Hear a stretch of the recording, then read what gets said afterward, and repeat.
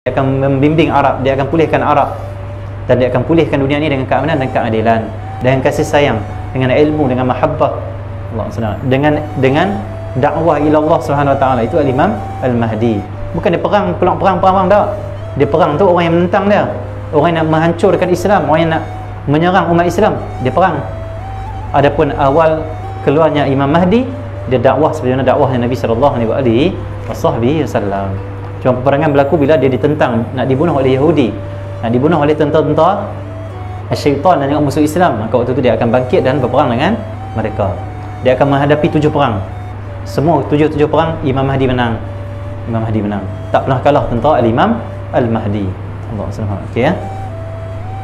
Permulaan yang bai'ah Imam Mahdi nanti di Mekah 313 orang jumlah ahli Badar. 313 atau 314 orang. Lepas itu barulah semakin ramai menjadi pengikut dan juga tentera pada Al-Imam Al-Mahdi.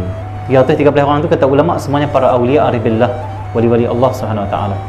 Mereka bila bertakbir runtuh kubu musuh, mereka bertakbir jatuh musuh para awliya Allah Subhanahu Wa Taala.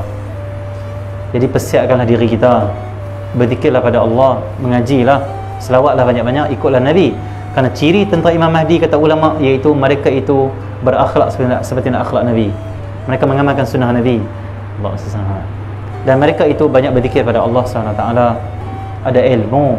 Itu tentera Imam Mahdi. Sebagaimana akhlak kita tak macam akhlak Nabi SAW, ngaji lagi, mujahadah lagi. Sebab bila kita berakhlak dengan akhlak Nabi, kita akan selamat di akhir zaman, bahkan akan bersama dengan Imam Al-Mahdi Allah SWT. Okey ya. So kita nak bersama dengan Imam Al-Mahdi Allah SWT. Bukan sebab perang semata-mata Allah SWT. Kita belum tentu lagi kita dipilih ke tak dipilih. Tahajud kita macam mana? Tentera Imam Mahdi tahajud, bangun Allah SWT, zikir pada Allah banyak, akhlak macam Nabi. Kalaupun kita tak dipilih untuk berperang sebab kita tak ada kelayakan, kita ni lemah sangat lah kot, sekurang-kurangnya kita menjadi orang yang mengikut dia, ikut ajaran dia, ikut dakwah dia, ikut bimbingan dia. Kenapa? Dia adalah Allah SWT, seorang insan yang dijanjikan oleh Nabi akan muncul di akhir zaman dan akan pulihkan umat ni. Umat ni lah ni berpecah. Kata Al-Habib Abu Bakar Al-Adani dalam kitab Fiqh Taulat, kata dia, umat ni akan terus berpecah, sehinggalah datang dan muncul Imam Mahdi, umat Islam akan bersatu. Jangan pelik lah kalau parti Melayu ni banyak, jangan pelik, memang itu Nabi sebut dalam hadis. Nabi kata kamu akan tengok nanti di akhir zaman ikhtilafan kathira, banyak perselisihan, dan perselisihan ni akan selesai bila datangnya Imam Mahdi. Bila datang Imam Mahdi, semua umat Islam bersatu dalam satu kalimah la ilaha illallah Muhammadur Rasulullah Allah SWT. Semua umat Islam bersatu dalam cinta pada Allah, cinta pada Rasulullah. Satu penting di zaman ni, penting di saat ni kita buat majlis-majlis yang memupuk kecintaan pada Allah dan Rasul. Kenapa? Umat Islam hanya akan bersatu dengan cinta Allah dan Rasul, bukan cinta dunia. Sebagaimana ada cinta dunia, kita akan bergaduh, berpecah, bertumbuk, saling menjatuhkan. Kenapa? Dunia. Rasulullah kata, aku tak takut kamu syirik, hadis sahih Allah SWT. Tetapi aku takut bila dunia dibukakan kepada kamu, kamu berlumba untuk dapatkan dunia, sehingga kamu bergaduh sama kamu, bunuh sama kamu, bergaduh lah, terlingkah. Kenapa? Kerana dunia, nak dapatkan dunia. Tapi kalau tujuan kita ambil dunia ni tujuan Allah, kita dapat jawatan tujuan kita Allah, bukan tujuan jawatan dan juga kekayaan. Kita berhimpun ramai, tujuan kita Allah, bukan tujuan nak ramaikan pengikut, bukan tujuan nak ambil duit, bukan tujuan nak masyhur, tujuan kita Allah dan Rasul, maka boleh bersatu hati kita. Satu, buatlah kerja-kerja Imam Mahdi. Inilah kerja-kerja Imam Mahdi. Apa?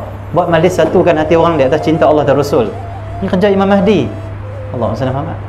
Buat kerja Imam Mahdi Allah SWT, baru kita boleh menjadi pengikut Imam Mahdi. Nabi suruh kita ikut Imam Mahdi, kenapa kita tak mau ikut Imam Mahdi? Nabi kata nanti akan keluar panji hitam dari timur Allah SWT. Bila kamu dengar tentang mereka, merangkaklah kamu, pergilah kamu kepada mereka, joinlah mereka, bersama dengan mereka, walaupun kamu kena merangkak dalam salji, pi juga, kata Rasulullah SAW. Kerana dalam mereka itu ada Khalifah Allah Al-Mahdi. Imam Mahdi duduk dengan mereka. Panji-panji Islam akan keluar dari timur. Itu saya tak syarah lah dalam itu timur mana apa semua. Cukup kita ni dengar, untuk kita ni amal sunnah Nabi, kita semangat untuk mengikuti majlis-majlis yang memupuk cinta Allah dan Rasul. Buat dakwah, ketua-ketua jabatan, buatlah majlis. siapa yang di ketua jabatan, di jabatan kerajaan ke, tak kira swasta ke, fikir tolong Imam Mahdi, tolong perjuangan akhir zaman, tolong pulihkan umat Islam. Macam mana? Buat majlis ilmu, majlis zikir, majlis apa saja yang memupuk cinta Allah dan Rasul, menyatukan hati umat Islam dengan majlis ilmu, majlis zikir, majlis cinta Allah dan Rasul. Ini kerja kita kena buat. Jangan nanti Imam Mahdi keluar, Imam Mahdi kata lah, hampa tak buat kerja apa lagi noh. Ingat siap habis dah, tak buat kerja apa, hampa ni buat apa, malas je. Tak, kita buat, kita khidmat. Wahai Imam Mahdi, kami khidmat pada engkau. Kerja engkau satu kaum umat Islam, jadi kami mulakan dulu. Kami buat setakat mampu kami. Allah SWT. Itu pemimpin kita nanti di akhir zaman. Nabi suruh kita ikut dia. Sebab apa bahaya kalau kita ikut Imam Mahdi? Allah SWT. Kenapa cerita Imam Mahdi pula malam ni? Wallahualam. Allah SWT. Allah SWT, kita ikut sajalah. Allah SWT. Jadi Allah SWT, kenapa kita kena ikut Imam Mahdi? Kerana ada dua golongan saja nanti di akhir zaman. Nanti apa? Zaman kita lah, tak lama lagi. Dua saja golongan. Yang pertama yang ikut Imam Mahdi, mereka itulah umat Islam yang iman mereka benar dengan Allah dan Rasul, pengikut Imam Mahdi. Yang kedua yang menentang Imam Mahdi, mereka itu kafir semuanya. Kenapa? Menentang hadis Nabi. Hadis tentang datangnya Imam Mahdi tahap mutawatir. Apa tu mutawatir? Tak dapat ditolak. Siapa tolak kufur dia?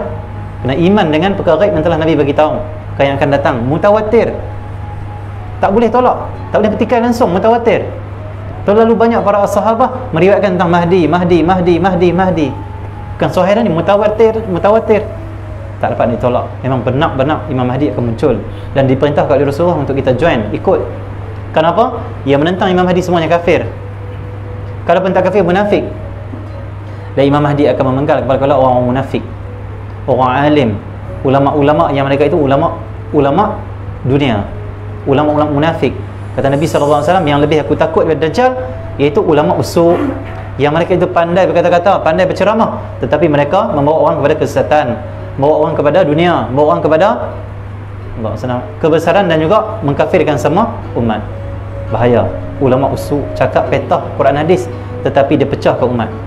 Cakap petah Quran hadis tapi dia ajak umat Islam bersangka buruk pada saudara dia, mengkafirkan saudara dia, angkat senjata bunuh saudara dia dengan kalimah jihad. Ini ulama usul aku lebih takut bila Dajjal, kata Nabi SAW.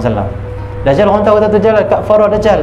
Ulama usul pakainya Islam, cakapnya Quran dan hadis, petah berceramah kata Rasulullah, tetapi mereka menghancurkan umat Islam, merosakkan umat Islam, menghalalkan darah umat Islam dengan fatwa-fatwa yang menyeleweng, yang menyesatkan. Alhamdulillah min zalik. Sebab tu kena ikut Imam Mahdi. Cara ikut Imam Mahdi macam mana? Ikut Nabi Muhammad sallallahu alaihi wasallam. Buat majlis-majlis yang bersihkan hati, yang menguatkan hati kita, menguatkan iman kita. Itu jalan dia. Dan mudah-mudahan Allah SWT memilih kita untuk bersama dengan Imam Mahdi, bantu perjuangannya, dan juga mudah-mudahan Allah SWT melindungi kita daripada berpihak pada golongan munafik dan juga golongan kafir yang menentang perjuangan akhir zaman, perjuangan Imam Al-Mahdi.